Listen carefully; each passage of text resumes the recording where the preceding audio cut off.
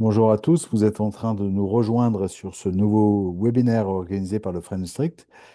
Et aujourd'hui, on va parler d'imposition aux États-Unis, aussi bien pour les particuliers que les entreprises, avec une personne qui sait particulièrement de quoi elle parle, puisque c'est Mathieu Emelon qui travaille avec nous depuis longtemps, plusieurs années, et qui est CPA aux États-Unis, ça veut dire expert comptable pour ceux qui ne le savent pas, et qui est également expert comptable en France. Euh, il n'exerce pas en France, pas avec un bureau physique, mais il est quand même diplômé de l'expertise comptable en France et c'est pas rien d'avoir ces deux diplômes. Euh, il est également ancien président du club d'entreprise soumis à l'impôt sur les sociétés. Et peut-être que Mathieu, vous allez nous expliquer ça, en quoi ça consiste. Et puis c'est un auteur publié régulièrement sur les thématiques de fiscalité. Donc c'est aussi un fiscaliste forcément pointu. Voilà. Et il a l'habitude de travailler avec la communauté francophone. Et on a l'habitude de lui référer pas mal de clients qui sont très contents. Mais l'idée, c'est pas de faire l'article de Mathieu parce que son CV parle de lui-même. En revanche, l'idée, c'est de le laisser parler et de parler de fiscalité, puisque le thème aujourd'hui, c'est la fiscalité donc 2020, sur 2025 pour les déclarations, parce que la saison est ouverte, pour les particuliers, les entreprises, les non-profits, ce qu'on appelle les associations aux États-Unis. Et bonjour Mathieu, comment allez-vous? Ah oui, bonjour Romain, je vais bien et vous? Ça va super. Ok, donc merci pour... Donc j'ai oublié plein de trucs dans votre CV, mais je pense que les gens ont compris qu'ils allaient entendre quelqu'un de légitime. et oui, merci pour cette présentation, donc il y a pas de souci. Alors, donc si vous cherchez plus d'informations sur qui on est, n'hésitez pas à aller sur ce site-là, mblancipied.com.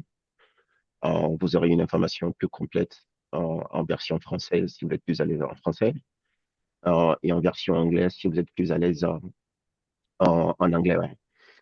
Donc, on a un cabinet d'expertise comptable franco-américain. On est basé à New York, mais on accompagne aussi bien euh, sur tout ce qui est thématique comptabilité, fiscalité française que américaine. Et on accompagne pour tous les autres pays. Donc, on a des clients anglais, des clients belges, des clients au Canada, au Québec, qu'on accompagne sur ce qu'on appelle le cross-border, tout ce qui est fiscalité, comptabilité transfrontalière. On ne connaît pas la fiscalité, la comptabilité de tous les pays. On connaît pour la France, on connaît pour les États-Unis, mais on peut faire du transfrontalier sans connaître le local.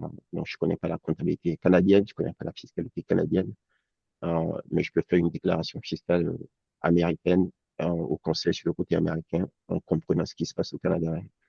Voilà, donc qui est utilisable pour une déclaration ensuite canadienne pour quelqu'un qui a par exemple une déclaration canadienne à faire, mais qui a des revenus aux États-Unis, c'est ça?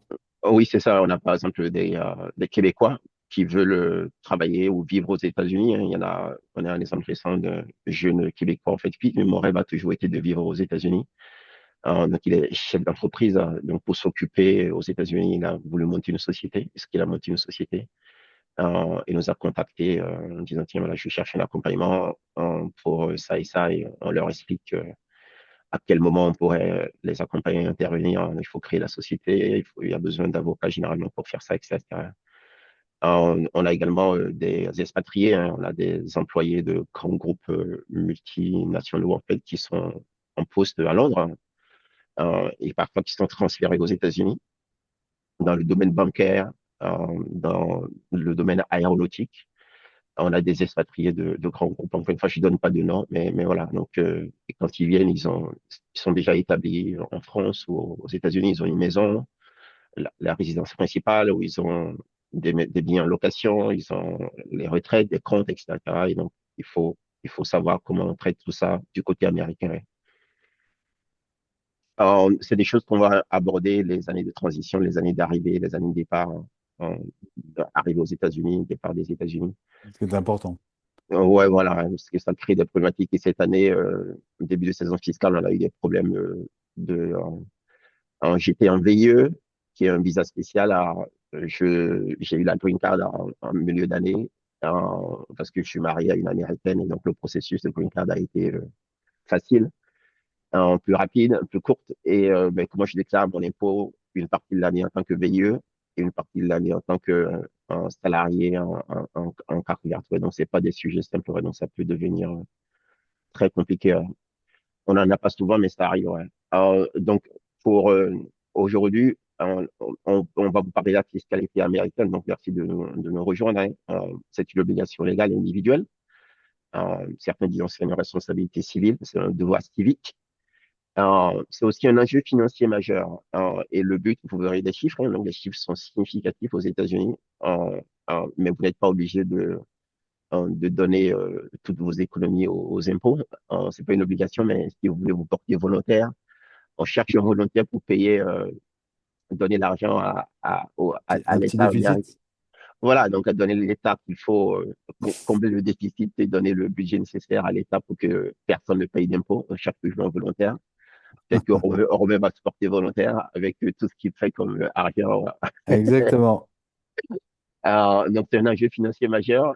Et c'est un risque également si vous êtes chef d'entreprise ou vous dirigez une entreprise en tant que dirigeant. En fait, donc, c'est un risque pour vous en tant que dirigeant. Et c'est également un levier stratégique lorsque vous planifiez vos impôts. Ouais. Et c'est ce dont on parle, en fait. Donc, il faut anticiper l'impôt. En fait, c'est un impôt, c'est quelque chose qui se gère. Alors, c'est pas uniquement en fait attendre la période fiscale pour remplir des formulaires. Généralement, les gens viennent à nous en disant, tiens, j'ai ce formulaire A, B, C, D à remplir. Hein. Combien ça va coûter? Non, c'est des lois fiscales. Hein. C'est une loi. En fait. D'accord? La fiscalité, c'est une loi. Et après, en fait, l'administration fiscale interprète la loi et rend la loi en fait digeste en termes de formulaire à remplir pour remplir ses obligations. Mais il faut comprendre pourquoi on doit remplir un formulaire A, B, C, D, en fait. Donc, il faut connaître la fiscalité. Ouais. Si vos revenus, si votre situation est simple, c'est pas très compliqué. Mais comme on vient de le dire, en fait, oui, parfois ça peut être complexe, ouais. Donc, réussir sa saison fiscale, c'est l'objectif de cette présentation. Mais ça signifie quoi? Ça signifie en fait que on va vous aider à comprendre vos obligations, éviter les erreurs, des erreurs, et limiter vos responsabilités, optimiser également sa situation. Mais c'est moins une présentation sur comment optimiser son impôt. On l'a fait ça en novembre. Et généralement, en fait, oui, donc c'est octobre-novembre, c'est la période pour planifier son impôt. Il faut optimiser généralement avant la fin de l'année. Ouais.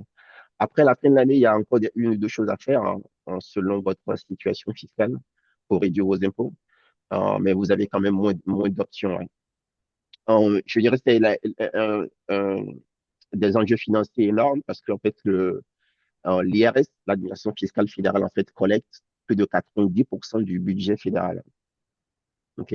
Donc, quand vous appelez l'IRS, ils ne répondent pas, ils sont lents, ils font pas ceci, cela. On vous donne des chiffres pour prendre un peu de recul.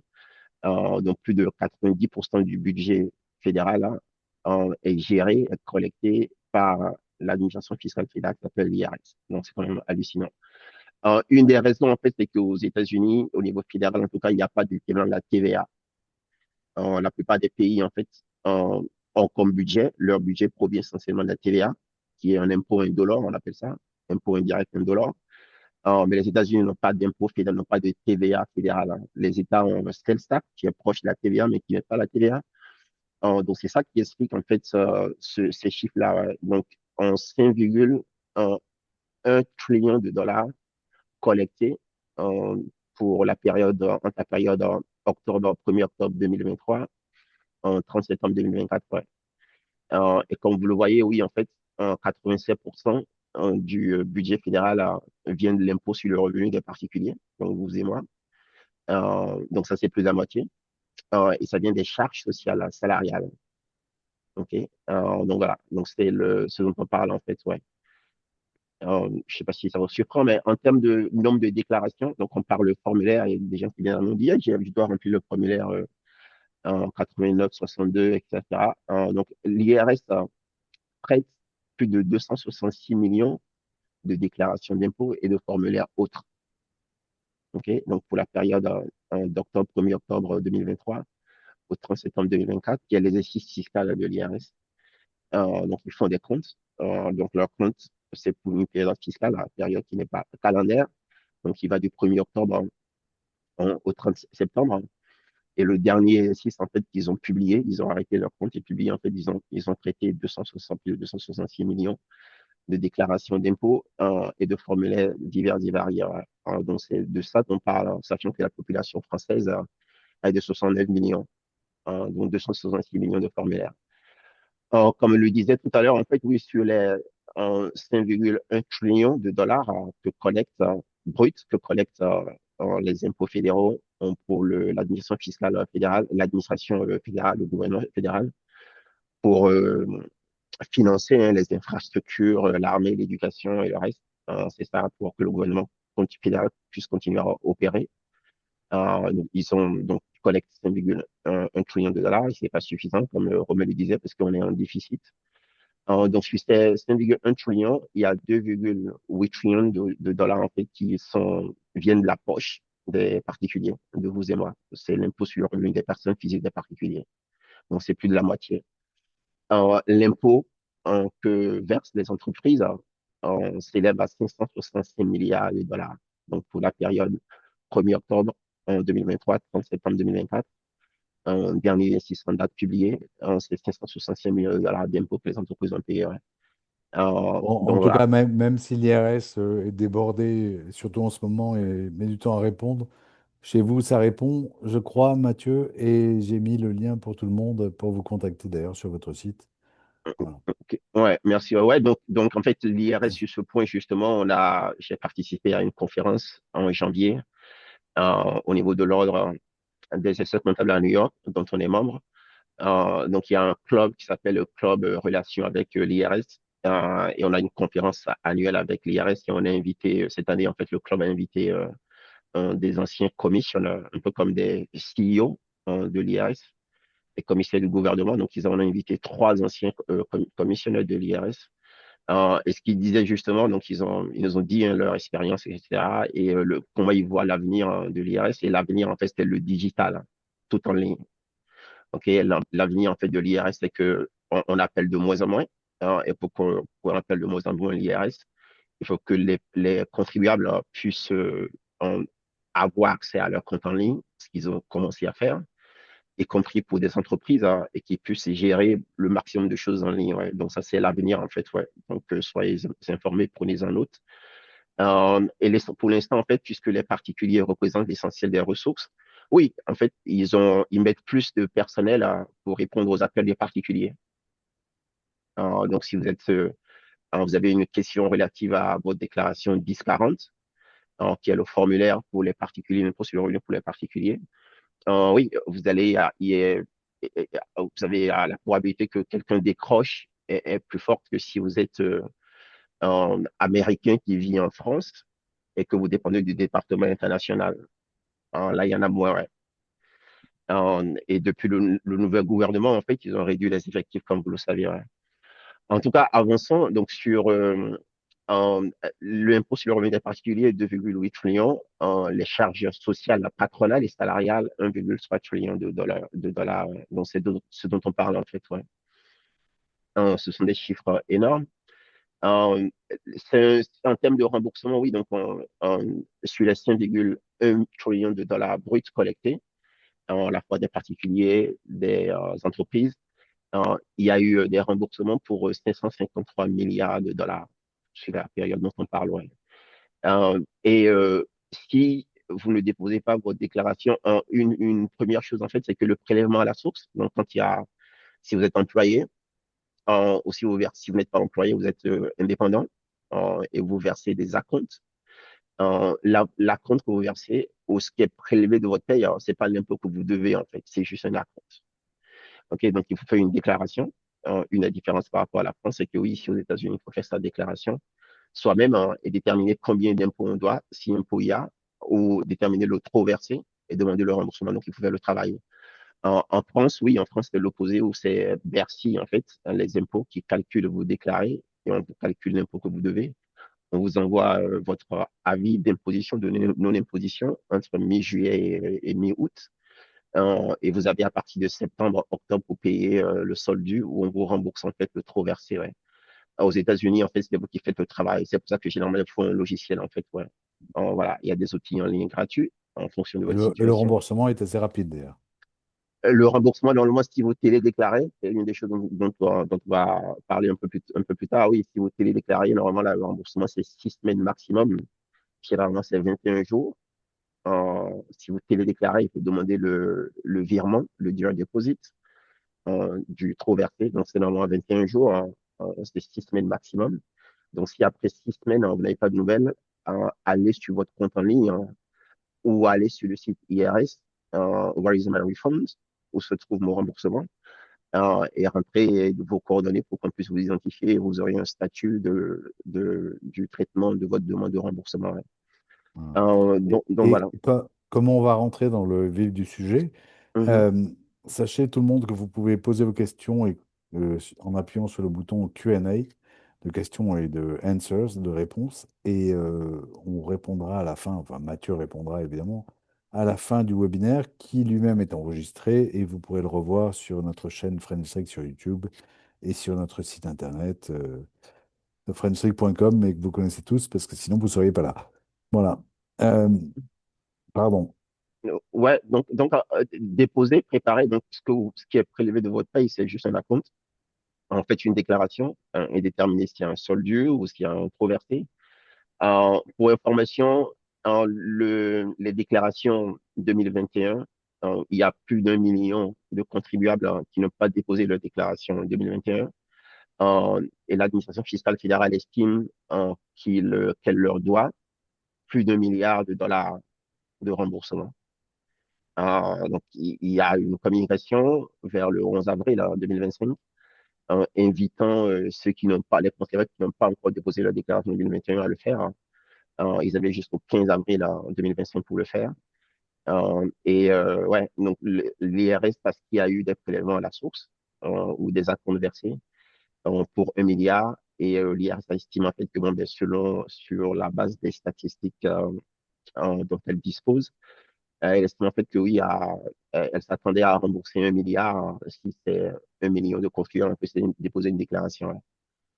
Donc voilà, donc faites une déclaration, c'est pas forcément c'est une obligation civile, mais parfois ça vous permet d'avoir un remboursement un peu de trésorerie. Ouais. Une des différences entre la France et les États-Unis, c'est qu'aux États-Unis, comme on vient de le voir, ouais, donc l'IRS, les impôts, collectent à la fois les charges sociales salariales, la part patronale, la part salariale, et collecte également l'impôt sur le revenu. C'est pas le cas en France. En France, en fait, si vous dépendez du régime général, c'est à l'URSSAF en fait qui collecte. Et quand on fait la paye, on verse en fait les cotisations salariales, en fait, les charges patronales salariales, c'est versé à l'URSSAF. Si vous dépendez du régime agricole, parce que vous êtes agriculteur, c'est versé en fait à la MSA. Si vous êtes fonctionnaire, il y a le régime des fonctionnaires. Et l'impôt sur le revenu, oui, comme on l'a dit, en fait, c'est la Direction générale des finances publiques. On l'a appelé au centre des impôts qui collecte tout ce qui est impôt sur le revenu. Ouais. Donc, il y a différents démembrements de l'État, en fait, qui gèrent la collecte de l'impôt, impôt sur le revenu, charges salariales en France. Aux États-Unis, c'est l'IRS qui collecte les charges salariales, en fait, au nom et pour le compte de la Sécu américaine, ou la SSC. On a eu une question, on a parfois la question, oui, est-ce que j'ai un 401k, est-ce que c'est le régime est-ce que c'est la retraite générale ou non, non, c'est pas la retraite générale. En fait, la retraite générale, en fait, c'est sur la cotisation pour la retraite générale, c'est sur votre paye, hein, c'est figure sur votre paye. Et ça s'appelle Social Security Tax Medicare, c'est la vieillesse. Et la sécu de base, le régime de sécurité de base qui inclut la retraite, en fait, pour l'essentiel. Ouais. Donc, c'est assez les charges, les taux de cotisation, les rubriques sur les pays sont limités aux États-Unis, contrairement à ce qui se passe en France. Ouais. Donc, votre 401k, c'est une retraite privée. Ouais. Si vous avez un IRA, c'est une retraite privée. Ouais. Euh, les entreprises ont déposé des formulaires de déclaration d'impôt pour 13 millions de déclarations de formulaires de déclaration d'impôt envoyés à l'IRS. Donc, ça représente 5% de la déclaration des 266 millions dont on a parlé. Donc, c'est rien du tout par rapport aux 173 millions de déclarations d'impôts sur le revenu que les particuliers et d'autres formulaires que les particuliers ont déposés. Ouais. Une des nuances, c'est que oui, parfois les entreprises, leur déclaration peut être complexe. Ouais. Donc, si vous avez la déclaration fiscale d'une grosse multinationale, qui a une activité dans le monde entier, dans 50 pays ou plus de 50 pays, comme Microsoft, comme General Electric, comme Apple, ça devient vraiment compliqué. Ouais. Donc voilà, donc vous avez des thématiques, des problématiques plus complexes, mais le nombre de déclarations en elle-même, elle est limitée. Ouais. Euh, la plupart la saison fiscale, hein, c'est ce dont on parle, la période de la déclaration, qui est la période de pression maximale, c'est généralement c'est de janvier à avril pour les particuliers. Et entre janvier et avril, en fait, de l'année d'après, on déclare tout ce qu'on a perçu comme revenu et toutes les dépenses éventuellement si on est une entreprise ou un indépendant de l'année calendaire d'avant, en fait. Euh, et pour les entreprises, les entreprises, en fait, qui ont un exercice calendaire, hein, qui clôturent leur compte au 31 décembre, oui, elles aussi, elles sont soumises à l'obligation de déclaration entre janvier et avril, selon la forme, selon le type de déclaration qu'elles doivent remplir. Hein. Ça peut être un partnership, formulaire 1065. Ça peut être une déclaration type S Corporation pour les sociétés. Donc, c'est le formulaire 1120-S. Donc, elles ont, pour ces deux types de déclarations, elles ont jusqu'au 16 mars 2026 pour faire leur déclaration. Sachant en fait qu'on peut faire une demande de report, ça s'appelle une extension. Donc, on a dans nos présentations d'avant, en fait, on en a parlé. Pour les entreprises soumises à l'impôt sur les sociétés, donc ça s'appelle C Corporation. C'est le formulaire 1120. Elles ont jusqu'au 15 avril de l'année, comme pour les particuliers, vous et moi, en fait. On a jusqu'au 15 avril pour déposer notre déclaration. Hein. Et nous, on remplit typiquement le formulaire 1040. Il y a des variantes, il y a des variantes 1040 NR si vous êtes non résident. Il y a le formulaire 1040 SR si vous êtes un senior. Hein. Donc voilà. Donc dans le principe, c'est ça. Donc période de pression, janvier-avril, ouais. On parle de janvier-avril, mais généralement l'IRS ouvre ses portails à partir de fin janvier. Ouais.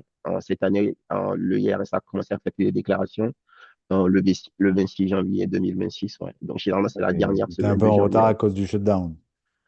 ouais le shutdown a rendu les choses plus compliquées. On s'attend en fait à une période fiscale difficile à cause de ça parce que ils ont licencié énormément. Comme on l'a dit, il y a eu réduction de budget, ils n'ont pas eu de budget, donc il y a eu un chômage technique. Hein. Et ça a rendu que bon, ben, ils n'ont pas pu préparer les formulaires. Il y a des formulaires qui n'ont du tout pas eu le temps de le faire, comme le formulaire modifier le W2, de façon à refléter l'exonération, refléter le montant des tips, refléter le montant des pourboires, hein, refléter le montant des heures supplémentaires. Donc, il y a une réforme fiscale une loi fiscale qui est intervenue en juillet 2025 et donc qui a des incidents sur la saison fiscale 2025, revenu touché en 2025, déclaré en 2026, et qui nécessitait en fait une modification de formulaire, une préparation de formulaire additionnel, mais à cause de ces problèmes de licenciement massif, de chômage technique, ils n'ont pas eu le temps de préparer tout ça en fait. Ouais. Donc voilà, ouais, donc vous avez raison. Euh, une des questions qu'on reçoit, qu'on a le plus souvent, en fait, c'est est-ce que je dois déclarer ou pas? La réponse est tout dépend. Donc, si vous avez une activité, si vous êtes en activité, si vous êtes employé ou que vous êtes à votre propre compte en tant qu'indépendant ou associé dans une entreprise, actionnaire, donc vous avez des revenus d'activité. Si vous êtes déclaré comme célibataire, il faut déclarer si vos revenus d'activité dépassent pour 2025 15 750 $ pour quelqu'un qui est célibataire, qui déclare seul. Si vous êtes veuf ou veuve, que vous avez des revenus d'activité, si ces revenus dépassent 31 500 $, il faut déclarer. Ouais. Si vous êtes marié, mais que vous voulez déclarer séparément, que vous avez des revenus d'activité, c'est 5 $. Donc, c'est plus de 5 $ de revenus d'activité que vous êtes marié, mais que vous le déclarez séparément. Oui, ce sont les seuils à partir desquels il faut déclarer, en fait. Ouais. Hein, la question se pose généralement quand on a des parents en fait, qui ont des enfants à charge, hein, des enfants qui vont encore à l'école et qui font un job d'été ou qui travaillent à temps partiel dans la restauration et qui ont un W2 à la fin de l'année, en fait. Les parents demandent, oui, est-ce que mon enfant doit déclarer ou pas, en fait. Ou ils nous envoient le W2, on dit, mais voilà, pourquoi vous n'avez pas pris en compte le W2 de votre enfant? Ouais. Euh, la situation qui se pose également, oui, on a des parents qui ont des comptes bancaires pour leurs enfants. et les comptes bancaires parfois génèrent des intérêts, des dividendes. Et la question, c'est est-ce que mon enfant doit déclarer séparément, même si je peux les mettre sur ma déclaration fiscale, parce que ça me permet de réduire mon impôt. Est-ce que mon enfant doit déclarer séparément ou pas? Si mon enfant a un compte bancaire, un compte de placement, généralement, et que mon enfant touche des intérêts, des dividendes, ouais. La réponse est oui. En fait, si par exemple, votre enfant a euh, plus de 1350 $ d'intérêt de compte ou de dividendes, donc cet enfant doit déclarer séparément, en fait, doit remplir une déclaration d'impôt séparée. Et le cas échéant indique que c'est vous qui euh, que vous les déclarez comme dépendants, personne à charge sur vos déclarations fiscales, ça permet encore une fois de réduire vos impôts. Ouais. Donc, dépendant, ça peut être mal interprété. En fait, dépendant, c'est pas forcément quelqu'un qu'on a à charge. Dépendant à charge, ça prête à confusion. C'est pas forcément en fait quelqu'un qui ne travaille pas et qu'on entretient pas. Donc, si vous avez un couple là, et qu'un un des conjoints travaille, hein, et l'autre ne travaille pas, c'est pas une personne à charge. En fait, c'est différent au sens fiscal. Ouais. Donc voilà, ce sont des questions qu'on a le plus souvent. Parfois, vous n'êtes pas obligé de déclarer, mais vous pouvez, il peut y avoir intérêt pour vous de déclarer de façon à avoir droit, à valoir vos droits à des allocations, à des crédits d'impôt, on dit.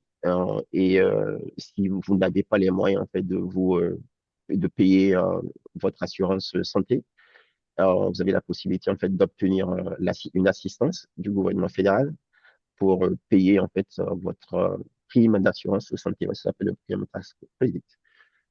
Donc parfois oui, et parfois si vous avez un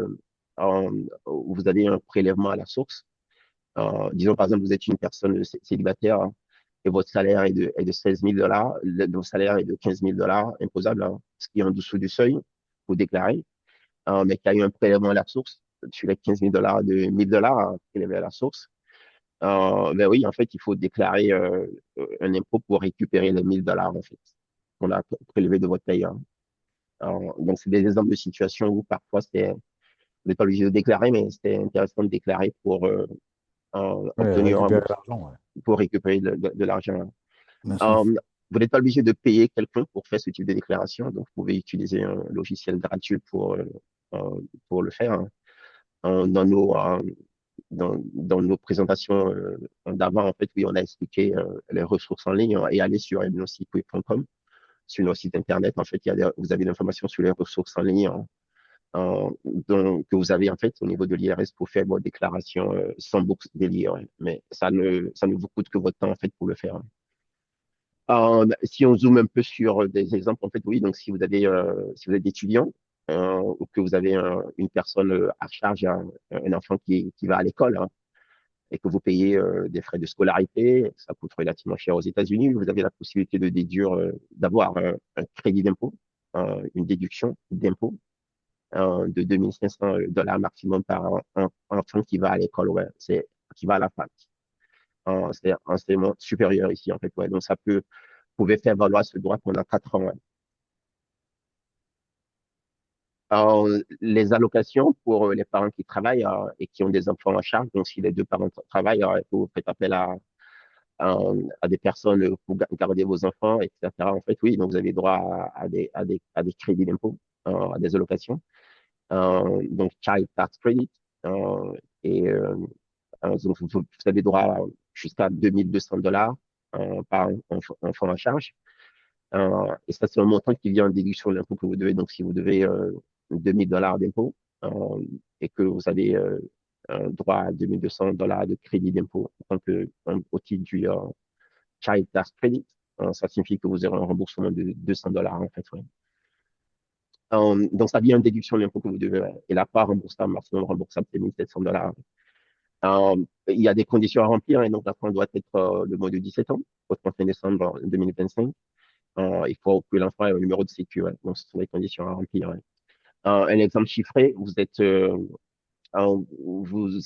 marié, vous avez 2 enfants, revenu en fait du couple de foyer fiscal pour 2025 est de 180 000 $. Les enfants ont un numéro de sécu, il y a eu de prélevé à la source par votre employeur 36 000 à des 180 000 de salaire. Et parce que vous avez deux enfants qui ont 17 ans, qui ont un numéro de sécu, et que les deux parents travaillent, etc. Donc, vous avez 2200 de crédit d'impôt allocation familiale par enfant. Donc, ça fait 4400 la part maximum remboursable en fait de 3400, donc c'est 1700 fois 2, parce que les deux enfants. Disons, si on dit que bon, l'impôt que vous devez sur les 180 000 il est 30 000 OK, 180 000 de revenus imposables. Alors, vous avez 30 000 d'impôt, 36 000 déjà de prélevé à la source. Mais ça signifie en fait que oui, votre impôt après l'allocation de CTC, en fait, c'est de 25 600. OK, donc ça fait 30 000 moins 4 400, alors ça fait 25 600. Et donc ça signifie que vous prétendez à un remboursement de 9 400. 9 400, en fait, c'est 35 000 prélevés à la source, moins les 25 600 en fait, que vous devez en fait. Donc vous aurez un remboursement de 9 400.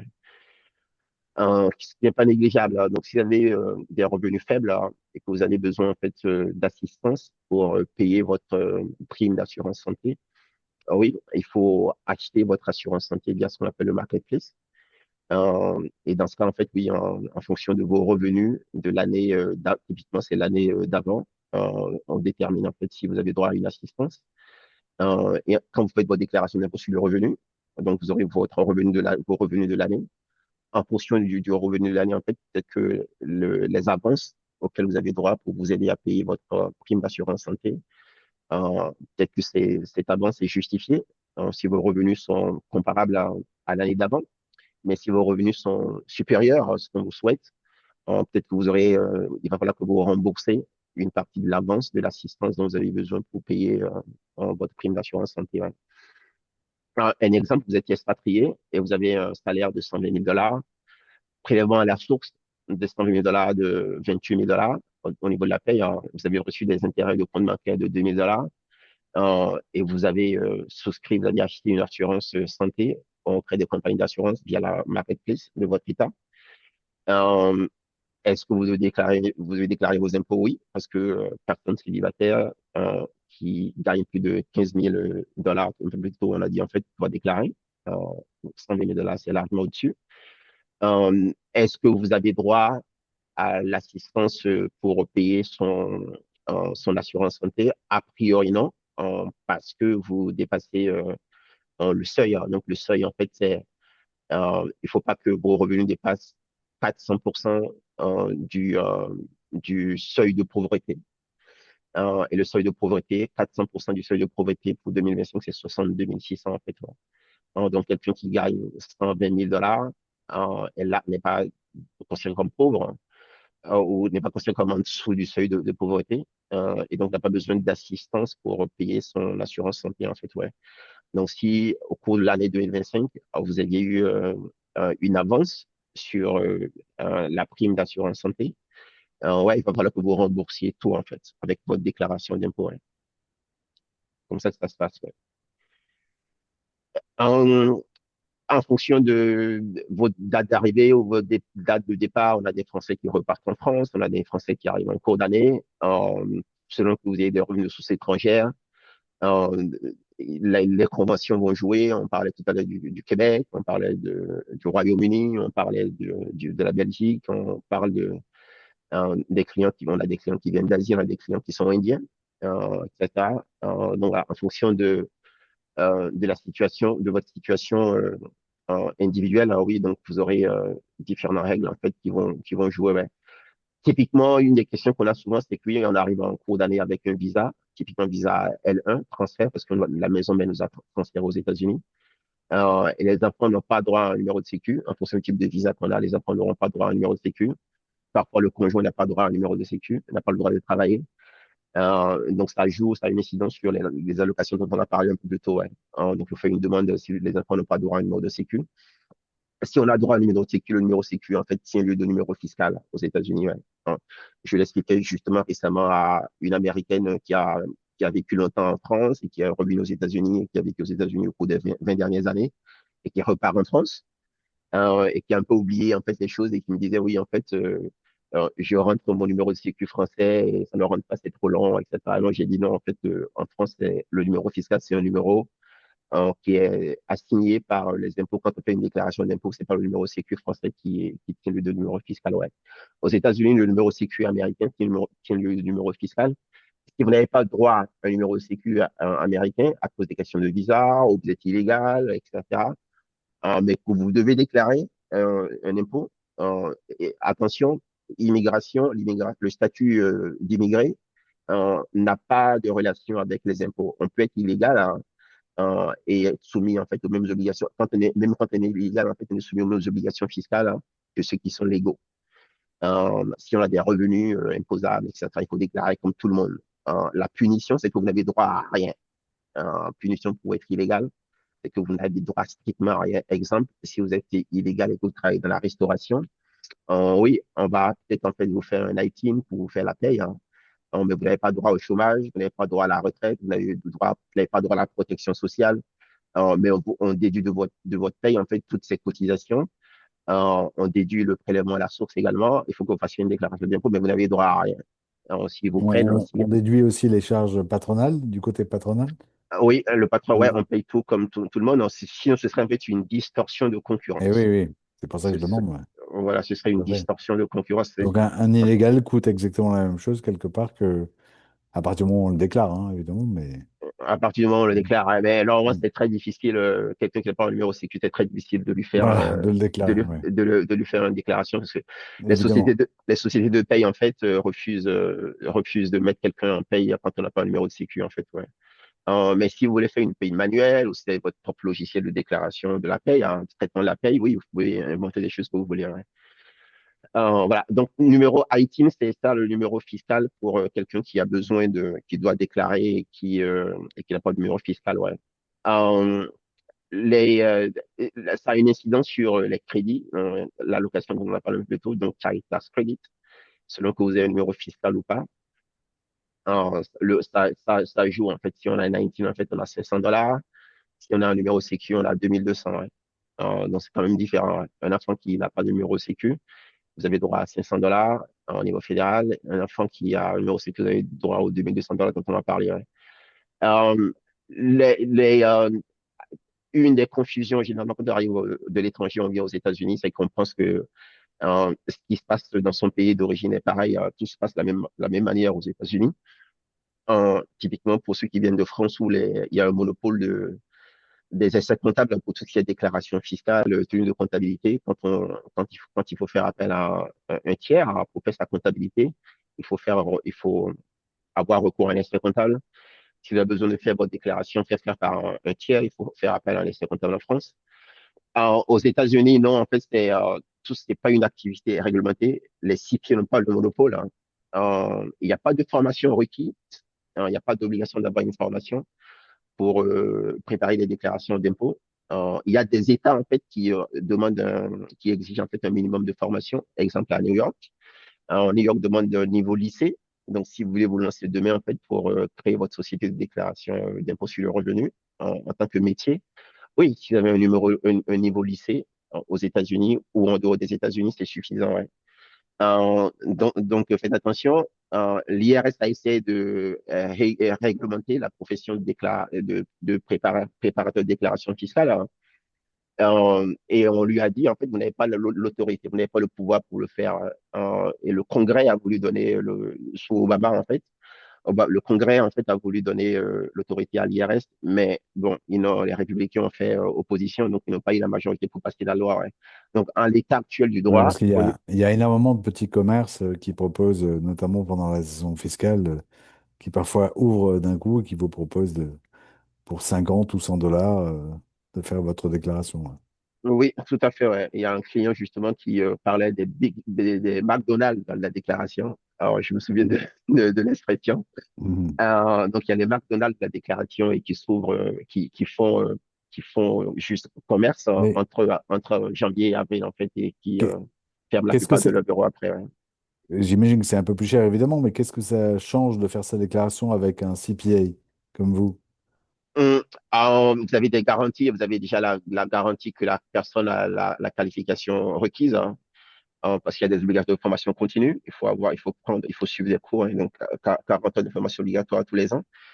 Quand on est CPA ou quand on est avocat, c'est une profession réglementée, ça signifie en fait que c'est réglementé pour une raison. Donc, la question, c'est si on autorisait des non-médecins à pratiquer certains actes médicaux, est-ce que vous iriez voir quelqu'un qui n'est pas docteur en médecine, hein, parce que c'est moins cher?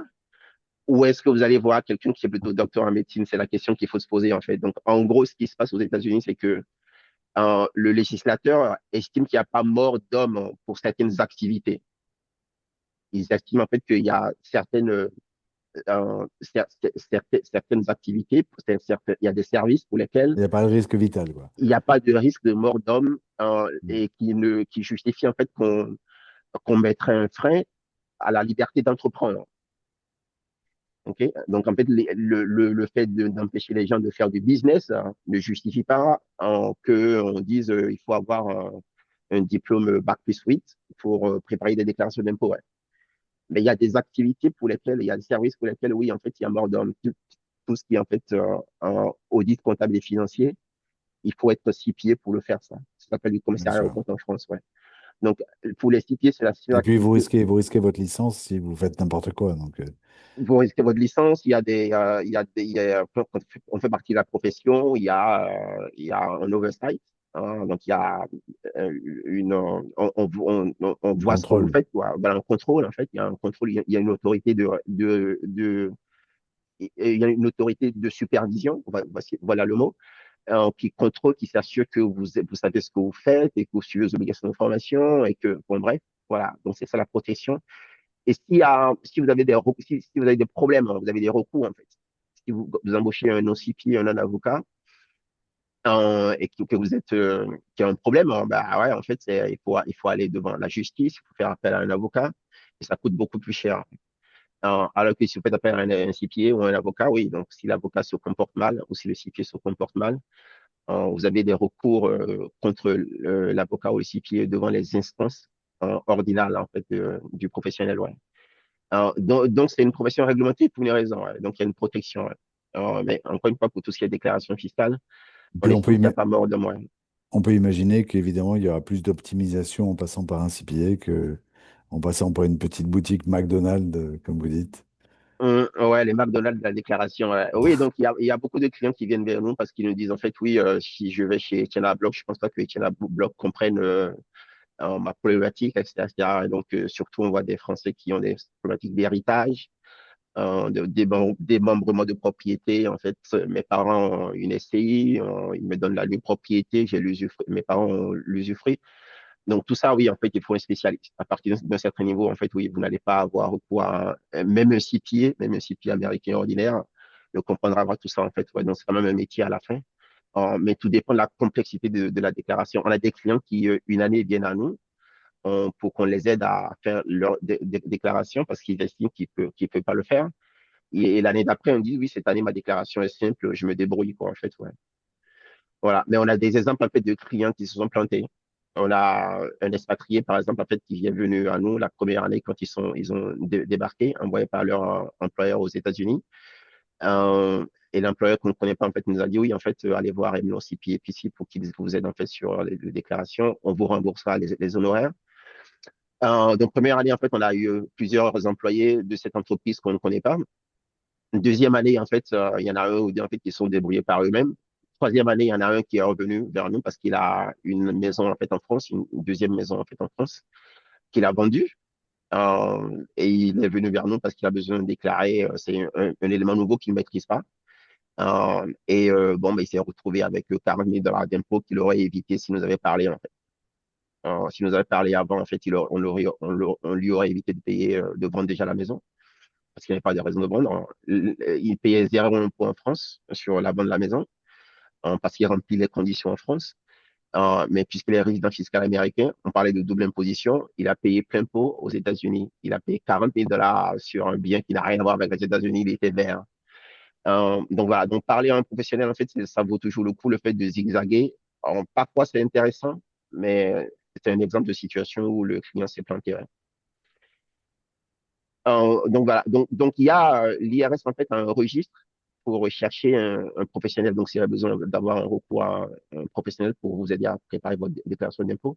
Donc en fait il y a un registre en fait que maintient l'IRS. Vous avez le lien là. Et si vous avez, vous êtes à New York et que vous faites appel à quelqu'un qui est à New York, il y a l'équivalent appelle la charte du consommateur pour quelqu'un qui n'est pas CPA. Hein. Donc, si vous êtes CPA ou si vous êtes EA, en fait, c'est un role agent. Un role agent, c'est des gens qui ont passé un test de l'IRS qui les habilite en fait pour leur donner en fait un titre. C'est pas un titre, mais pour leur donner une légitimité.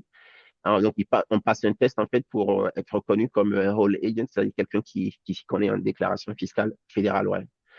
Ou avocat. Quel était le plus dur, Mathieu? Quel diplôme était le plus dur, celui de CPA ou d'expert comptable? Un CPA, c'est comptable. C'est une question qui se pose aux États-Unis, la question qui se pose à la profession aux États-Unis. Dans les Euh, études, hein, je parle. Quel était le plus dur à passer? Vous qui avez passé les euh, deux. c'est une question qui emballe. C'est une bonne question parce au niveau de la profession comptable, en fait, il y a un journal spécialisé au niveau de la profession comptable qui a posé la question. Et nos hauts dirigeants, hein, donc, se sont enflammés. Et bon, encore une fois, c'est une bonne question de façon objective, donc, et quelque chose que la plupart des gens ne connaissent pas. On considère les CPA, experts comptables, comme des professions du chiffre, ce qui n'est pas vrai, en fait. Donc, comme on le voit, hein, c'est la loi Ouais, fiscale. c'est Hein. plutôt la loi, ouais. Ouais, la loi, hein. Donc, y Mm. compris les règles comptables. Les règles comptables, c'est des règles. Hein. C'est pas une... En France, c'est un décret qui approuve le plan comptable général. Hein. Donc, c'est des règles à la fin. C'est un décret, c'est pas une loi, mais à la fin de la fin, c'est des règles, en fait. Donc, il faut maîtriser des règles, hein. Comprendre l'activité de la société, de l'association, interpréter la loi, savoir les règles comptables qui s'appliquent. Et donc, en fait, quand vous devenez expert comptable, on apprend la loi. Il y a des études de droit, en fait. C'est une partie intégrale, une partie importante, ouais. Même une partie plus lourde que la partie comptabilité en tant que telle. Hein. Alors, les cours de comptabilité sont moindres hein, par rapport à l'ensemble de connaissances qu'il faut avoir, y compris, on apprend tout ce que les avocats apprennent hein, en tant qu'avocat, sauf la partie aller devant la cour pour défendre un dossier. Mais tout ce qui est juridique, l'expert comptable apprend le droit pénal des affaires, la fiscalité, le droit social, la paye, tout est apprend, l'expert comptable apprend tout ça. Et moi, j'ai appris le droit avant d'apprendre la comptabilité. Une des choses que j'ai notées, en fait, c'est que oui, en fait, on apprend aux experts comptables le côté pratique du droit. Quand moi, j'étais diplômé en maîtrise des droits d'affaires à Paris de Assas, je ne savais pas remplir une déclaration 2042, qui est l'équivalent du 1040 en France. J'étais incapable de remplir ça. Voilà. Mais quand j'ai pris des cours pour devenir expert comptable, de comptabilité, oui, ils apprennent le côté pratique. Donc, c'est une des différences. Donc, objectivement, oui, en fait, l'expert comptable a des études plus longues dans tous les pays qu'un avocat, parce qu'il y a plus de choses à connaître pour être expert comptable. Hein. Comme il veut nous le voir, en fait, l'expert comptable doit connaître tout ce qu'un avocat connaît en droit, à part des aspects spécifiques type aller devant la cour, comment on présente le dossier devant la cour, comment on défend un dossier, comment on argumente un dossier qui n'est pas du ressort de l'expert comptable. Hein. Mais l'expert comptable doit pouvoir communiquer avec un avocat sur tous les sujets. C'est pour ça qu'il faut comprendre le droit, en fait, ouais. Que ce soit une introduction en bourse ou faire appel à des investisseurs sur tous les aspects. Ouais. Est-ce que ça répond à la question? Ouais, j'ai pas entendu, mais bon, voilà. Ne signez jamais une liasse fiscale vierge, hein, parce que là, on vous aide à préparer votre déclaration et c'est votre déclaration, en fait, à la fin. C'est votre responsabilité à la fin. Ouais. Donc, ne signez jamais une déclaration vierge, ouais. En tout cas, Donc, pardon, j'avais pas activé mon micro quand je vous ai répondu. La réponse est non, mais vous, hmm. votre expérience a été plus dure de passer le CPA ou de passer l'expertise comptable? Juste pour vous. Généralement, j'essaie de ne pas donner une réponse personnelle, donc j'ai dit Ah, c'est pour ça. objective. Voilà, c'est Ouais, pour ça. regardez, pour être expert comptable en France, donc il faut une thèse. Ils n'appellent pas ça une thèse, mais c'est une thèse en fait. Il n'y a pas Ok. de thèse pour être avocat. Et le niveau, l'expert comptable, depuis la réforme LMD, donc licence, master, doctorat au niveau européen, le diplôme d'expertise comptable, c'est le niveau D, c'est doctorat. Hmm. Avocat, c'est pas docteur. Donc on va dire qu'en France, c'était plus dur. J'ai répondu Non, pour vous. ouais, en France, en France, C'est c'est plus partout, long. ouais. Voilà, en France, c'est partout, c'est plus long. Aux États-Unis, c'est pareil. Aux États-Unis, j'essaie de rester en dehors de ce type de questions parce que c'est des questions qui, comme je l'ai dit, en fait, qui éveillent les sens. Les gens commencent à s'exciter.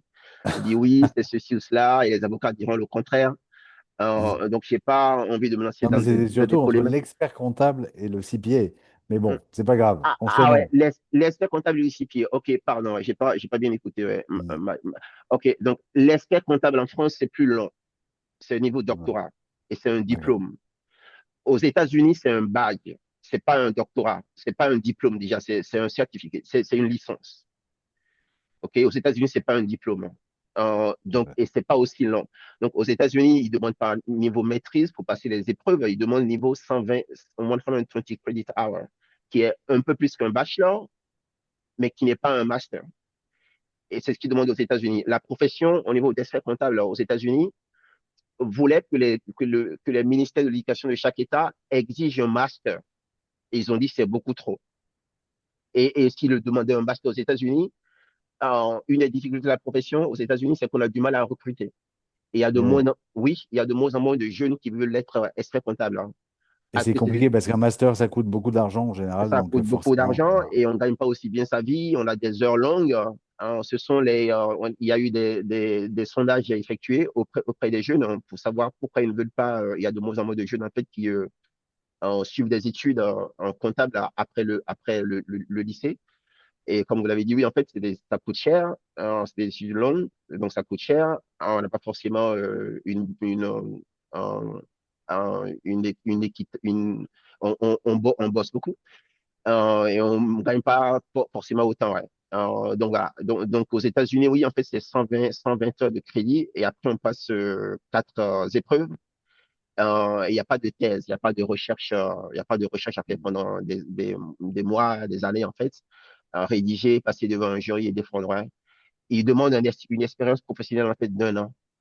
En France, il faut 3 ans après une maîtrise. Hein. Vous avez un master, vous avez 3 ans de stage, comme les docteurs en médecine, dont deux obligatoirement, en fait, en cabinet comptable.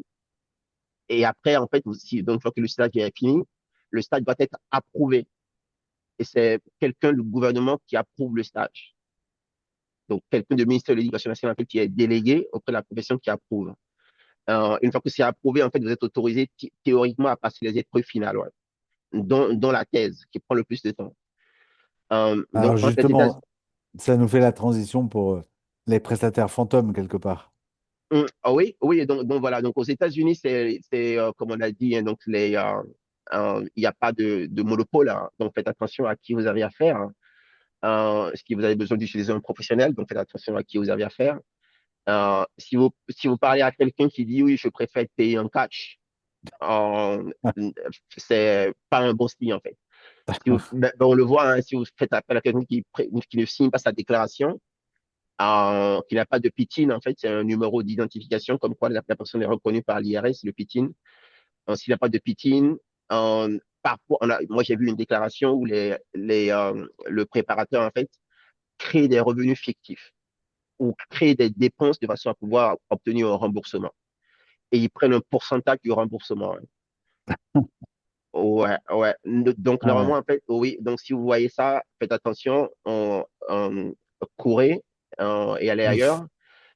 C'est pas bon signe, ouais. Normalement, ils sont pas censés, en fait, ils sont censés ils sont pas censés, en fait, compenser leurs honoraires avec le remboursement auquel vous avez droit. Évidemment. Évidemment. Il faut que vous les payiez séparément. Il y a des clients qui nous demandent, hein, il y a des clients qui nous demandent, voilà, est-ce que vous prenez en fait est-ce que vous faites rembourser directement? J'ai dit non, on n'a pas le droit de le faire. Donc, si vous avez un remboursement, le professionnel en fait n'a pas le droit de se payer sur le remboursement que vous avez droit.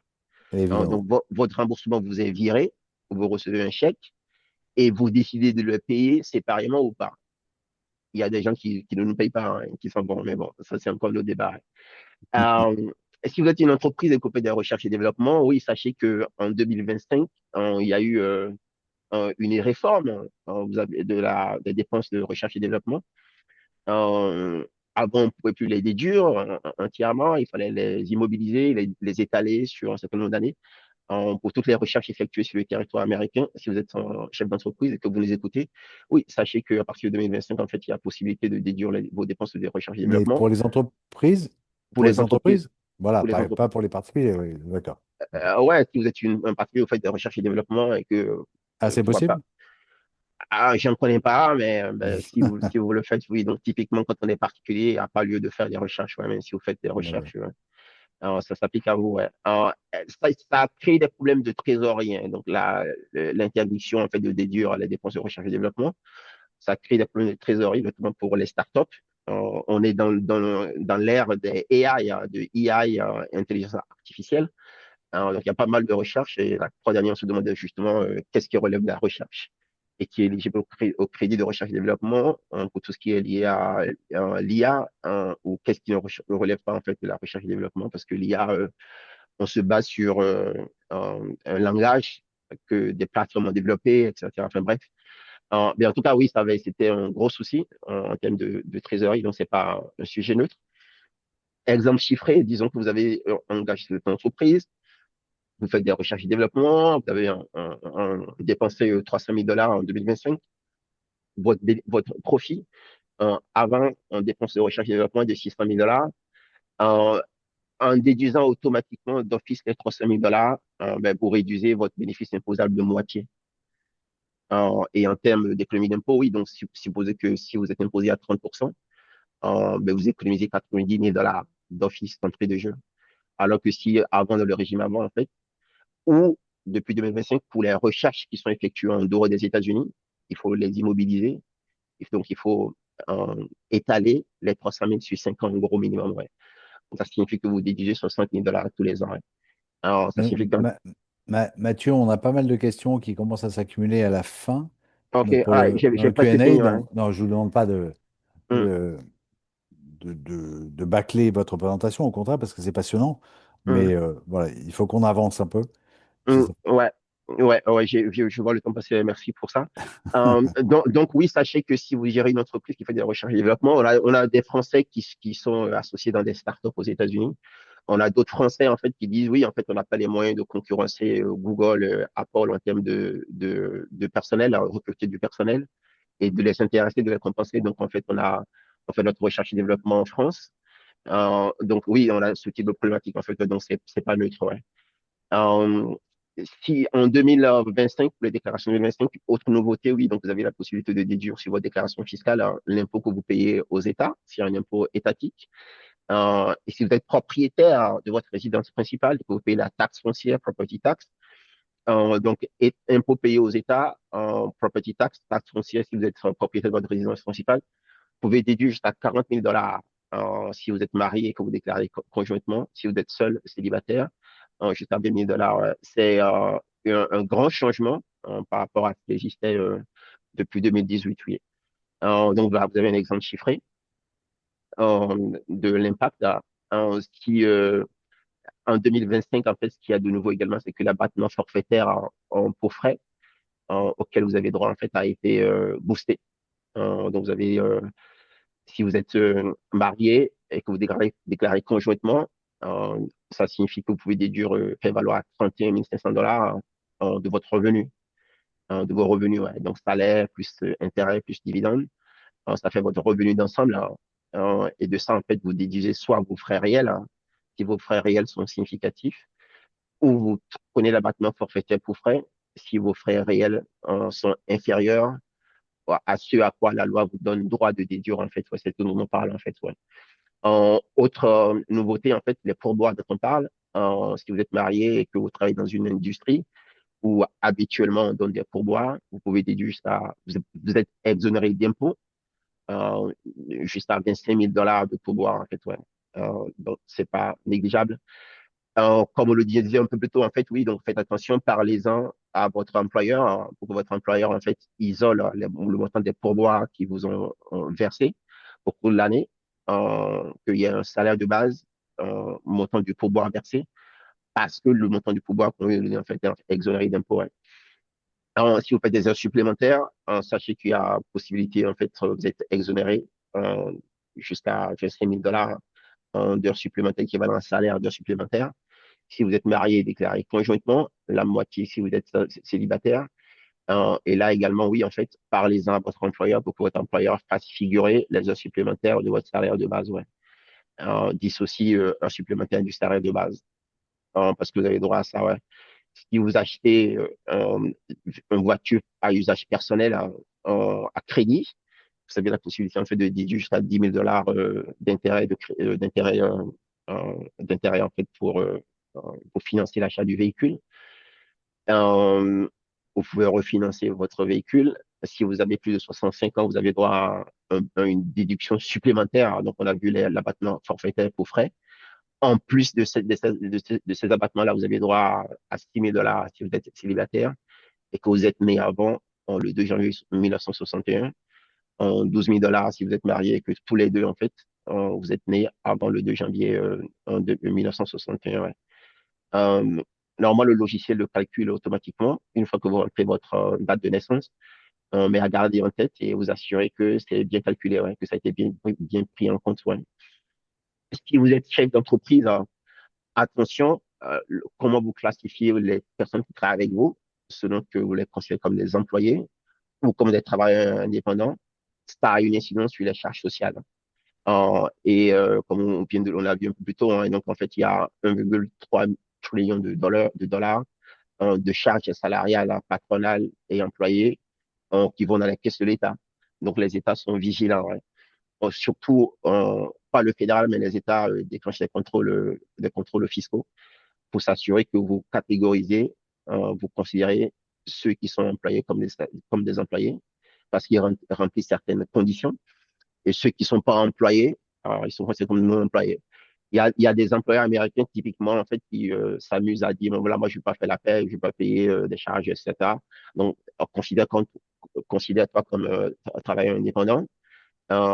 Et voilà, et on s'en fiche. Donc c'est un risque que l'employeur prend. C'est pas vous qui prenez le risque, c'est l'employeur qui prend le risque. Il y a des ressources sur le site mloncipier.com. Ouais. Validez vos déclarations et préparez-vous en fait à rassembler vos documents. Processus optimal en fait, c'est que septembre, octobre, novembre, vous planifiez votre déclaration d'impôt pour voir qu'est-ce que vous pouvez faire avant la fin de l'année pour réduire vos impôts. Pendant la période de la déclaration de janvier, à partir de janvier, vous collectez vos documents. Donc, vous recevez vos W2, vos 1099, vos K1 au fil de l'eau entre janvier et mars, comme on l'a vu. Et vous allez voir votre expert comptable, votre enrôle et bientôt votre avocat, ou vous déclarez vous-même vos impôts, hein, mais rassemblez vos documents, préparez vos déclarations, télétransmettez et gardez une copie de vos déclarations. C'est le processus optimum, ouais. Donc, pensez à aller voir votre conseiller à partir de la fin février. Ça vous laisse le temps, en fait, ça leur laisse le temps, en fait, de préparer vos déclarations, de s'asseoir avec vous pour en parler et de discuter des options possibles, hein, s'il y a encore des choses à faire pour réduire vos impôts. Hein. Encore une fois, vous êtes maître de votre déclaration fiscale. Vous n'êtes pas obligé de payer le maximum d'impôts. Si vous êtes dirigeant d'entreprise, oui, considérez la fiscalité comme une composante de la gestion du risque global de l'entreprise. Hein, et ça fait partie de votre rôle hein, en termes de gouvernance de l'entreprise. Ouais. Alors, si vous êtes entrepreneur, oui, c'est des questions de cash flow, hein, comme on en parlait un peu plus tôt. En fait, il y a des questions de si je fais de la recherche et développement, est-ce que je dois déduire mes dépenses de recherche et développement d'office, est-ce que je dois les étaler? Ça a une incidence sur la trésorerie. Est-ce que j'ai l'argent pour payer mon impôt si je suis associé d'une LLC, etc.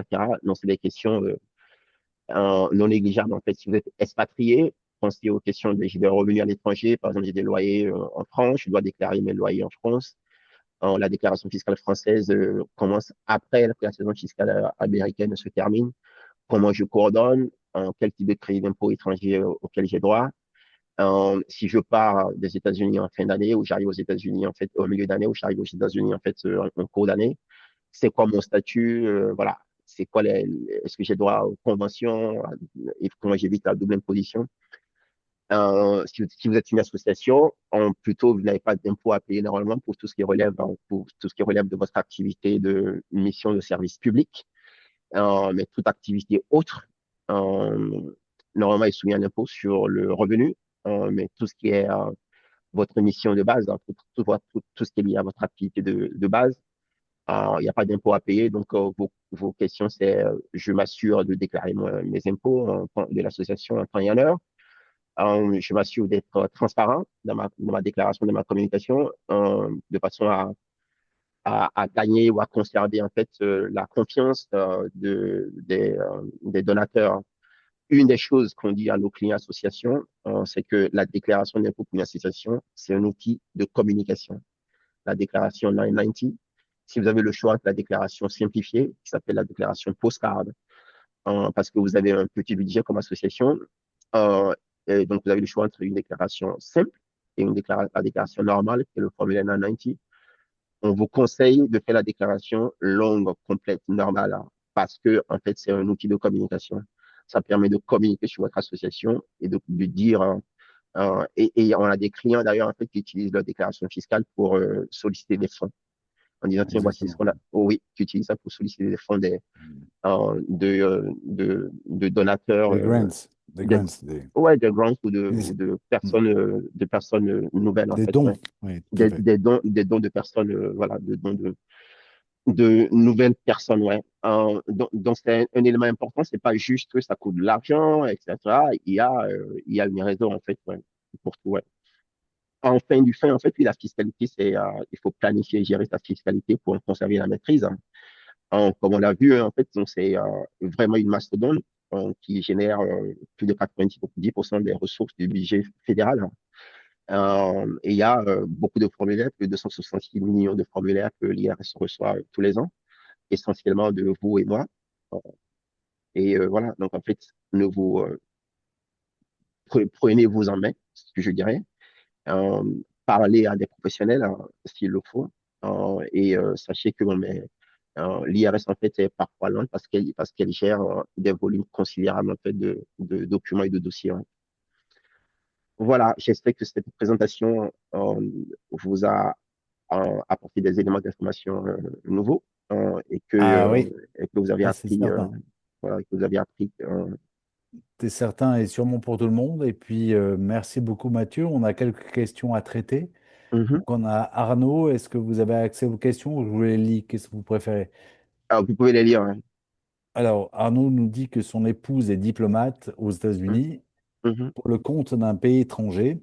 Mhm. Confirmez-vous qu'elle n'a pas à déclarer ses revenus et qu'elle est exonérée d'impôts?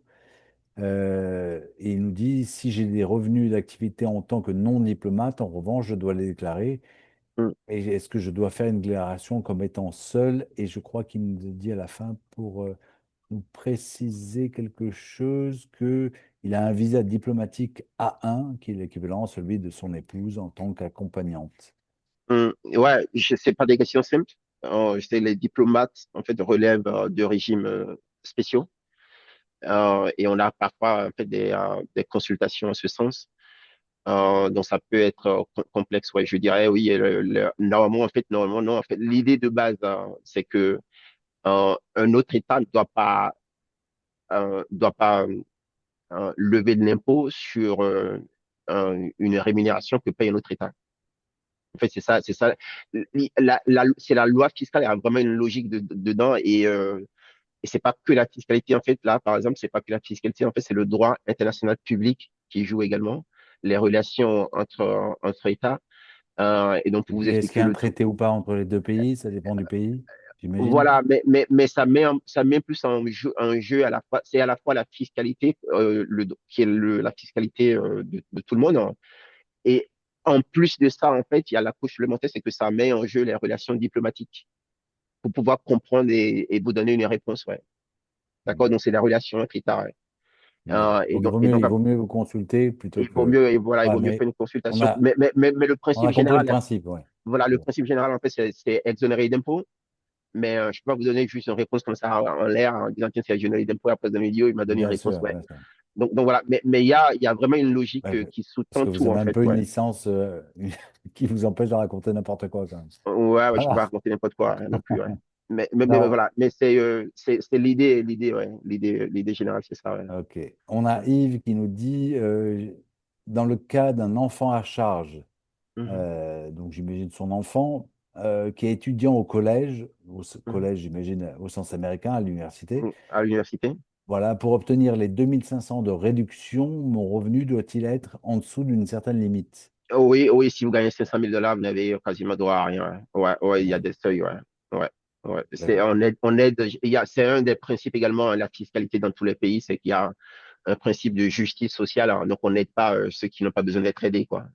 Et de tête, vous vous souvenez de ce seuil, Mathieu, ou pas? Non, je connais pas le seuil. Mais à part, si vous êtes marié et déclaré conjointement, Ah oui, oui, ça dépend, oui, ouais, forcément. ouais, Ouais. 250, 500, ouais, je dirais 250 000 dollars et 500 dollars, mais il faut que, ouais, il faut voir. Mais je pense que il y a moyen pour vous de trouver ce seuil, ce montant-là, ouais. Alors, quelqu'un, Ou laissez votre email et on vous répond. Je peux vous envoyer le lien pour vous répondre via Romain. Ouais. Donnez, si vous voulez, en fait, voilà. voilà, vous pouvez écrire votre email dans la conversation, Écrivez on votre va email dans la l'enregistrer. conversation et je vous reviens. Voilà. Et je m'adressais à Yves. Mm, Et Arnaud nous dit, non, pardon, Arnaud, on a déjà traité. On a quelqu'un qui nous dit, puis-je télécharger les documents, votre présentation, Mathieu, qui a été mm, utilisée dans le webinaire? Donc non, mais on peut la revoir. mm. C'est ça? Ou Oui, est-ce oui, qu'on c'est ça. Oui, c'est ça, voilà, hein, on mais peut la pas. revoir en ligne quand elle Ouais, mais pas. sera en Mm, vidéo? mm. On est d'accord? Ouais, ouais, ce sera en vidéo, mais les commentaires sont importants, hein. Donc, si vous n'êtes pas spécialiste, en fait, c'est des slides, hein, comme vous voyez, les slides, c'est pas aussi Voilà, oui, aussi parlant, en fait, c'est pas aussi parlant. Donc, en fait, les commentaires vont de pair avec le slide deck pour expliquer ce qu'on veut dire. Et donc, c'est pour ça que revoir la vidéo, c'est plus approprié ici. Ouais.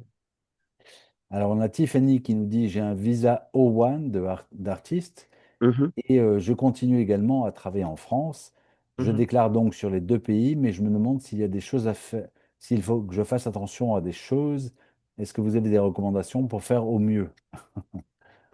Oui, hein, normalement, normalement, on déclare dans le pays où on travaille, en fait. Donc, si vous êtes artiste, je sais pas ce que vous faites en France pour déclarer en France, hein, à voir, mais Et si je vous pense qu'elle l'avez, est artiste dans les deux, sur les deux pays. ouais, Donc, elle doit mais éliminer sur les deux pays. on, on a des artistes clients également, hein. On a, par exemple, une cliente en fait qui a des galeries, donc c'est une peintre. Et elle a une galerie en fait, donc elle a des tableaux en fait, une galerie expose et vend pour elle hein, en France, mais elle vit aux États-Unis et elle fait des expositions dans le monde entier. Elle va notamment en fait, au Royaume-Uni parce que ses parents sont originaires originalement en fait, du UK. Elle a grandi en France, maintenant elle est aux États-Unis. Elle est venue avec son mari aux États-Unis. Donc elle fait beaucoup d'expositions en Europe et elle voyage beaucoup. Et on déclare les revenus en fait de vente de galeries d'œuvres d'art par la galerie en France. Elle déclare en France déjà, parce que c'est la galerie d'art qui les vend en France. Et elle les déclare aux États-Unis. On fait valoir le crédit d'impôt, l'impôt qu'on a payé en France, on fait valoir aux États-Unis. Mais il y a des régimes, le régime des artistes, hein, les artistes bénéficient d'allègements et de régimes spéciaux d'imposition. Bon, je ne sais pas ce que vous faites en France, mais si c'est Alors, vraiment. elle chante, Tiffany chante, et elle Mhm, chante 8 mois aux USA et 4 mois en France. mhm, Non, j'imagine, ou l'inverse, parce qu'elle a marqué 2 fois aux USA. mhm. J'imagine que c'est. Voilà. Peu Ah oui, importe. ouais, donc dans ce cas, a priori, si vous chantez en France, Et aux effectivement, États-Unis. voilà, si vous chantez en France, pour la partie où vous chantez en France et que vous êtes payé en France, c'est considéré du travail en France, donc dans ce sens, ça fait sens de déclarer. Un peu comme les joueurs de foot, hein, les athlètes. Donc, si vous êtes athlète et que vous passez d'un pays à l'autre pour aller jouer, un basketteur en France qui vient jouer aux États-Unis, il y a des règles, ou basketteur en, Mais voilà, mais il n'y aura pas de double imposition pour elle. il y a, au niveau étatique, il y a une double imposition, hein. Je ne sais pas dans quel état elle est. Mais au niveau fédéral, oui, au niveau fédéral, on peut. Donc, en fait, ça fait sens si elle chante en France de déclarer en France. À voir dans les détails si il faut déclarer, s'il n'y a pas une exception à la règle. Maintenant, le principe, normalement, ça fait sens. Après, s'il y a un impôt payé en France, il faut faire valoir l'impôt qu'on a payé en France sur la déclaration américaine fédérale.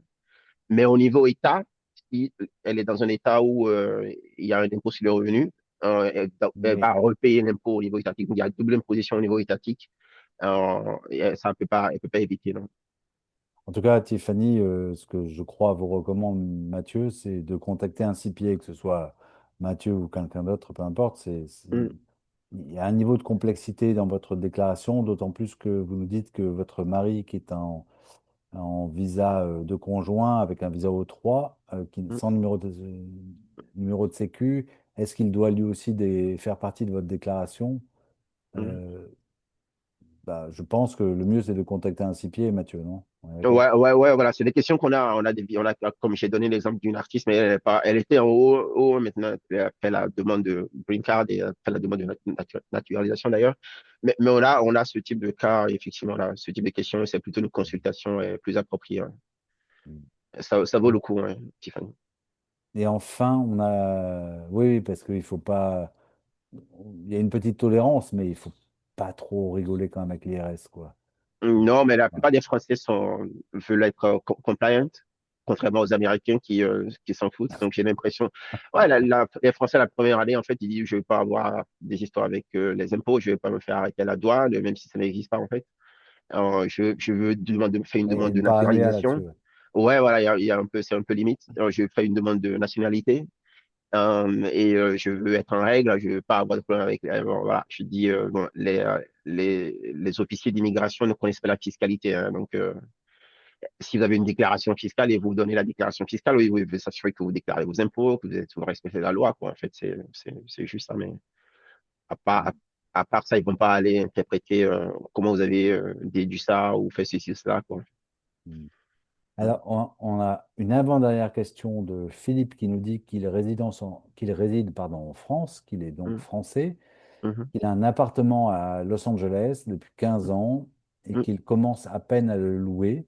mhm. Et il nous demande à quel organisme dois-je déclarer, suis-je imposable sur ses revenus, et si oui, quels sont mes impôts aux USA ou en France. Mm. Donc, bah, oui, il faut le déclarer, quoi. Ouais, il faut le déclarer. Ouais. Il faut déclarer. La règle générale, en fait, c'est oui, on vous donne le principe général, mais après, il faut consulter. Hein, donc, la règle générale, en fait, c'est que vous déclarez à l'endroit où se trouve l'immeuble. Donc, vous Voilà. déclarez À prioritairement. Los Donc, Angeles. voilà, ça, ce sont les conventions. Donc, et les conventions, il y a un modèle de convention au CDE. La plupart des États utilisent le modèle de convention au CDE. En fait, ils l'adaptent. Généralement, que ce soit France et États-Unis ou UK États-Unis ou Québec, Canada États-Unis, c'est le même principe. C'est que l'État qui impose les revenus de location, c'est prioritairement l'État de lieu de situation de l'immeuble. Hein. Donc, en fait, c'est les États-Unis, l'État où se trouve le bien que vous commencez à louer là, en fait, qui imposera prioritairement vos revenus de location. Et après, le cas échéant, vous allez faire valoir ce que vous payez aux États-Unis sur votre déclaration fiscale française. Comme ça marche là, dans la mécanique. Après, oui, après, je pense que c'est mieux de parler à quelqu'un, quoi, en fait, pour Mm. avoir plus de précision. Donc oui, il Ouais, faut faire une déclaration aux États-Unis, oui. Comme bon. non-résident. Donc c'est 1040 NR. Faites une déclaration comme non-résident fiscal. Voilà, et vous avez des règles spéciales, en fait, quand on est non-résident. Ouais. Et on a Arnaud qui est la dernière question. J'imagine qu'Arnaud habite aux États-Unis puisqu'il nous dit les revenus locatifs immobiliers provenant de biens à l'étranger Mhm. doivent-ils être déclarés aux États-Unis, sachant qu'ils sont déjà soumis à l'impôt dans leur pays de domiciliation? Quelque part, vous avez déjà répondu. Ouais, c'est l'inverse. Donc, l'inverse, c'est Arnaud aux États-Unis a des biens en dehors des États-Unis. Donc, en fait, c'est le pays de situ, c'est le situ, en fait, de ces biens immobiliers. Donc, c'est le pays où se trouvent ces biens immobiliers. Euh, c'est soumis à la fiscalité du pays. Si vous êtes dans un pays où il n'y a pas d'impôt sur le revenu sur les biens, le revenu de location, vous n'avez rien à payer, quoi, en fait, dans ce pays. Mais il faut que vous déclarez aux États-Unis. Donc, en fait, Voilà, voilà, la loi il fiscale, faut c'est tout déclarer. voilà, en fait, la loi fiscale, c'est je regarde par rapport à l'endroit où se trouvent mes biens immobiliers, je revois par rapport aux règles fiscales applicables dans ce pays-là et j'applique les lois fiscales applicables. Hein. Si les lois sont soumises à impôt, je paye l'impôt. Ouais. Après, si je suis dans un autre pays, il faut que je vois si cet autre pays-là, en fait, m'impose de déclarer mes revenus de source étrangère. OK? Donc, les États-Unis, en fait, oui, les États-Unis demandent à ce que leurs résidents fiscaux, OK, peu importe si vous êtes sous visa ou pas, peu importe si vous êtes illégal ou pas, si vous passez plus de 183 jours, normalement, au cours d'une année calendaire, hein, aux États-Unis, vous êtes en principe résident fiscal, hein. Donc, en tant que résident fiscal américain, vous êtes censé déclarer vos revenus, quel que soit l'endroit du monde d'où proviennent ces revenus, en fait, ouais. Donc, aux États-Unis, il faut déclarer vos revenus de location en dehors des États-Unis, au niveau fédéral, au niveau étatique, et dire au niveau fédéral, oui, j'ai déjà payé un impôt sur le revenu. Vous avez le droit de faire valoir comme crédit d'impôt, comme avoir, hein, mais c'est pas euro pour euro, dollar pour dollar, hein. Il y a un formule de calcul du montant de l'avoir dont on peut prétendre en fait au titre de l'année au cours de laquelle en fait on a payé un impôt dans le pays de situation de localisation de l'immeuble, hein. Mais vous avez le droit de faire valoir ce que vous payez comme impôt sur le revenu, pas autre, hein. La taxe foncière, par exemple, que vous payez dans ce pays n'est pas valable comme crédit d'impôt aux États-Unis. Ouais, on peut déduire ça comme une dépense de vos loyers, mais c'est pas un crédit d'impôt. Ça vient pas compenser l'impôt que vous devez aux Tout à fait. États-Unis. Donc, ce sont Oui. des nuances là. Ouais. Au moins, on peut la déduire des loyers, c'est déjà pas mal. Oh, ouais, on peut. Mhm. Ouais, il y a un des principes fondamentaux, c'est que oui, en fait, si vous avez vous avez le droit de déduire de vos revenus toutes les dépenses que vous avez engagées pour gagner ce revenu-là. En fait, c'est ça un des principes Ouais. fondamentaux de la fiscalité. Et quand vous êtes salarié, hein, vous n'avez pas de dépenses que vous engagez pour gagner un salaire, hein.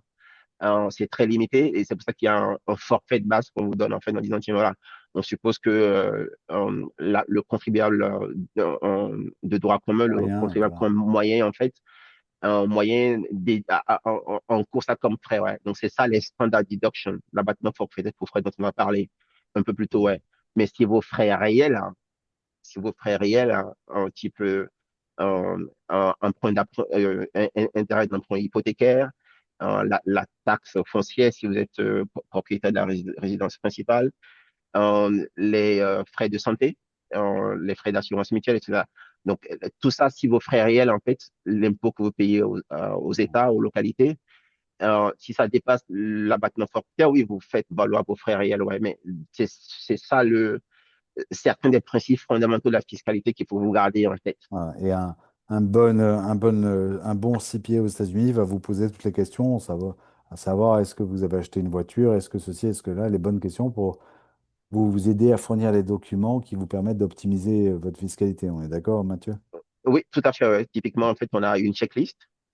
Et nous, notre checklist, en fait, qu'on utilise, c'est la checklist de la profession d'expert comptable, hein, préparée par la profession d'expert comptable au niveau national, l'Ordre national des experts comptables. Donc, tout à l'heure, vous me disiez, oui, c'est quoi une des différences de faire appel à un CPA ou de faire appel à un non-CPA? Oui, si vous faites appel à un CPA, en fait, il a des ressources de la profession. Il Tout à a des, fait. oui, on a des ressources. Donc, on a une checklist qu'on utilise et c'est une checklist préparée par l'Ordre national des experts comptables. Alors, qu'est-ce que vous en avez de mieux? Donc, ça couvre tout et c'est très beau. Voilà. Et on vous met, on ne refacture même pas ça, en fait, parce que si on refacture, oui, donc mais on a des outils qu'il faut pour bien vous servir comme client, en fait. Voilà. Euh, Merci beaucoup, Mathieu. Si pour ceux qui n'ont pas vu les liens que j'ai postés, évidemment, Mathieu Emelon, CPM, vous le tapez sur Google ou sur n'importe quoi, n'importe quel moteur de recherche ou intelligence artificielle, et ben, vous allez trouver ses coordonnées. Je vous invite à regarder son site qui est plein d'articles très intéressants et vous pouvez aussi contacter évidemment Mathieu. Merci beaucoup Mathieu, merci à ceux qui ont posé les questions, merci à ceux qui sont inscrits à ce webinaire qui était passionnant et merci à ceux qui ont participé. À bientôt Mathieu, et on se Oui, voit sûrement le mois prochain pour parler encore de fiscalité, de comptabilité, de finances, et de gouvernement américain, d'expertise comptable sur les deux pays. oui, sur le DPE, ouais. Je pense que la prochaine fois, on parlera de la France. Je propose qu'on parle de la France, Allez, parce que la période fiscale française, la saison fiscale française démarre en avril. Je crois le 9 avril. Voilà, donc pour ceux qui sont C'est le bon concernés, en moment. fait. Voilà, ceux qui sont concernés, en fait, on verra Oui, un peu comme aux États-Unis, il y a une nouveauté fiscale, les nouveautés fiscales. Il y a un peu, le gouvernement Macron a un peu de mal, et donc, en fait, là, typiquement, la loi de finances est passée avant le 31 décembre, mais là, ils ont passé la loi de finances uniquement en février, là, parce que avec les difficultés qu'ils ont, et donc, voilà. Donc, j'ai jamais vu ça, j'ai jamais vu ça de ma vie. Mais voilà, donc loi fiscale en fait qui arrive en février, mais voilà, on fait avec ce qu'on a. Et donc ça détermine en fait si vous êtes intéressé pour savoir à quelle sauce fiscale vous serez traité en France au titre de vos revenus 2025, déclarés ou déclarables en fait en 2026. Oui, soyez rejoignez-nous le mois prochain. donc on risque de revoir Tiffany pour la Voilà, partie française de ces déclarations. pour la partie française, ouais, donc on la reverra en chantant et voilà. Exactement. Ouais. Euh, En tout cas, n'hésitez pas à m'envoyer un email sur info@friendstrick.com, Tiffany, pour qu'on fasse la promotion de vos tours de chant. Et Mm. peut-être que je vienne vous voir. Ouais, Merci. ouais, on a des clients qui chantent également en France, mais ils sont basés en France. On a par exemple une cliente en fait qui fait une chanteuse de variété basée à Nice, qui fait des tours, des shows dans l'Europe. Son mari est américain et son mari ne chante plus, mais parfois son mari l'accompagne. Ouais. Ils se sont rencontrés dans des shows, ouais, en fait. Ouais. Non, non, voilà. Je sais de quoi Tiffany Ouais. parle. Ouais. Donc, on se voit la semaine prochaine, pardon, le Mm. mois prochain, Mathieu, et on communiquera sur la nouvelle date. Je vous Ouais. souhaite tout le monde. Mm. Merci encore, Mathieu, et merci à tous. À Merci bientôt. Romain. Merci Romain. Ouais. Merci à vous. Au revoir.